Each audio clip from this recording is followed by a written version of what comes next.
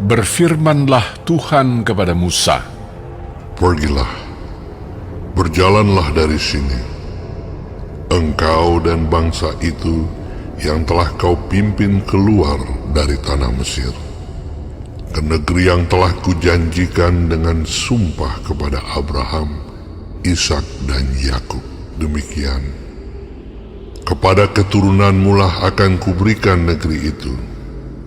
Aku akan mengutus seorang malaikat berjalan di depanmu, dan akan menghalau orang Kanaan, orang Amori, orang Het, orang Feris, orang Hewi, dan orang Yebus, yakni ke suatu negeri yang berlimpah-limpah susu dan madu.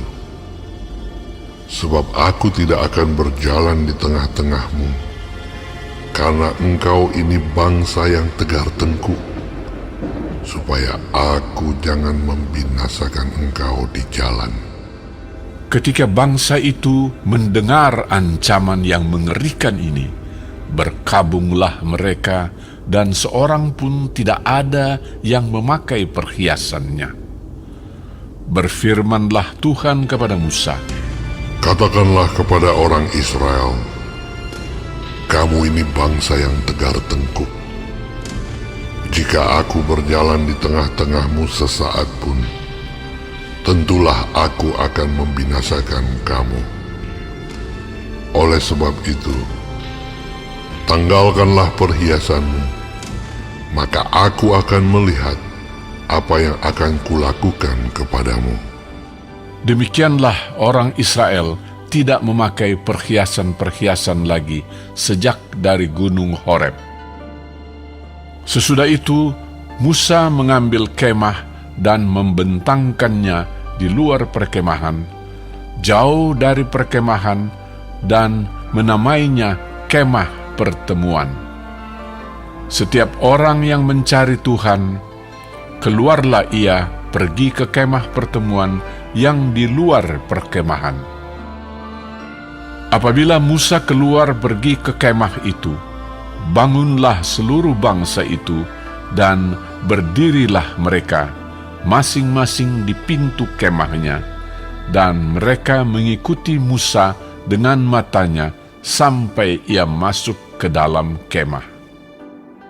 Apabila Musa masuk ke dalam kemah itu, turunlah tiang awan dan berhenti di pintu kemah, dan berbicaralah Tuhan dengan Musa di sana.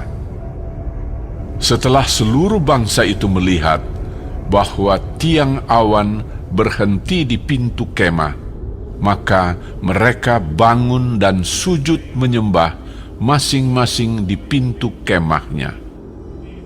Dan Tuhan berbicara kepada Musa dengan berhadapan muka seperti seorang berbicara kepada temannya.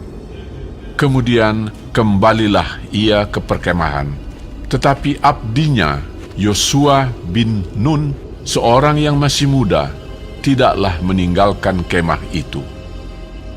Lalu berkatalah Musa kepada Tuhan, Memang engkau berfirman kepadaku, suruhlah bangsa ini berangkat, tetapi engkau tidak memberitahukan kepadaku siapa yang akan kau utus bersama-sama dengan aku. Namun demikian engkau berfirman, aku mengenal namamu dan juga engkau mendapat kasih karunia di hadapanku.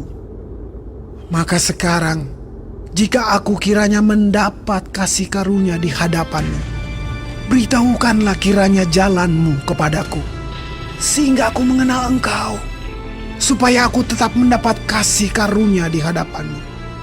Ingatlah bahwa bangsa ini umatmu. lalu ia berfirman, Aku sendiri hendak membimbing engkau dan memberikan ketentraman kepadamu. berkatalah Musa kepadanya, Jika engkau sendiri tidak membimbing kami, janganlah suruh kami berangkat dari sini.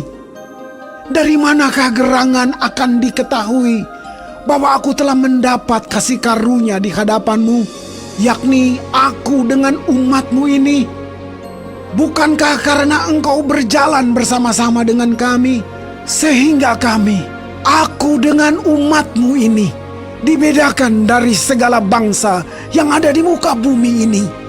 Berfirmanlah Tuhan kepada Musa, Juga hal yang telah kau katakan ini akan kulakukan, karena engkau telah mendapat kasih karunia di hadapanku, dan aku mengenal engkau.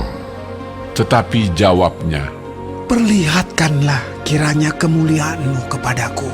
tetapi firman-Nya, Aku akan melewatkan segenap kegemilanganku dari depanmu, dan menyerukan nama Tuhan di depanmu. Aku akan memberi kasih karunia kepada siapa yang kuberi kasih karunia, dan mengasihani siapa yang kukasihani. lagi firman-Nya, Engkau tidak tahan memandang wajahku, sebab tidak ada orang yang memandang aku dapat hidup.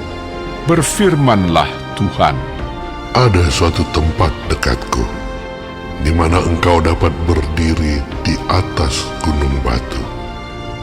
Apabila kemuliaanku lewat, maka aku akan menempatkan engkau dalam lekuk gunung itu, dan aku akan menudungi engkau dengan tanganku sampai aku berjalan lewat. Kemudian aku akan menarik tanganku, dan engkau akan melihat belakangku, tetapi wajahku tidak akan kelihatan.